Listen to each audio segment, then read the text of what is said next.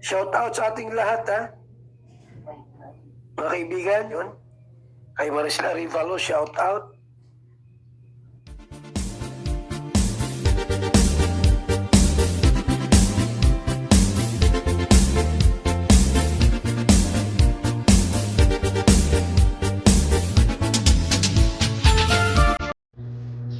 Ay hala Rena, malayas na.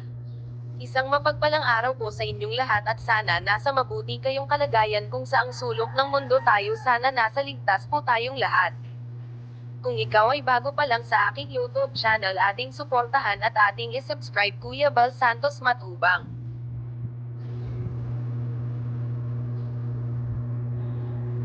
Kalinga Prab, at Ate Edna Vlogs, at ang inyong lingkod Maricel Arevalo. Hala Rena, lalayas kasama ang buong team ng K-Boys at kasama na si Kalinga Edo. Dahil tuwing pinapasyalan nila si Rena ay gustong gusto ni Rena na nasa layasan or pasyalan. Kaya pala gustong gusto ni Rena malayas dahil nga siguro naiinip din siya sa loob ng kanilang bahay at isa nga dito wala siyang mga kasamang mga bata na mga kaedad niya na makakalaro niya, kaya nasabi ni Kalinga Edo na malayas dahil ito nga si Rena ay mahilig mamasyal. Kaya ito isinama muli si Rena mamasyal at kumain sa labas.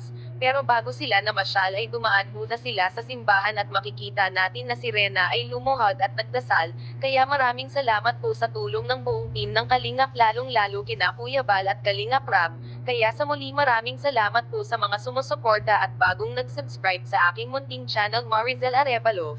Hanggang dito na lang sa muli, ingat po tayong lahat, in God bless. Gustong gusto niya kasi naglalayas siya. Tsaka ano no, Active siya pag naglalayas lagi. tsaka ano no, sumasagot pag tinatanong. Oo. I-improve yung Nag-i-improve. communication skills. Kasi, Mahalaga kasi yun, yung laging oo, kinakausap. pag bumibisita tayo parang na ano, nakakasa yung utak niya palagi. Pag, kaya mas magandang may mga kausap siya lagi. Kung magpunta ka dito, suot ba niya headset? Hindi yata. Wala. Parang maganda kay Reyna pre ngayon, mas kalmado na siya.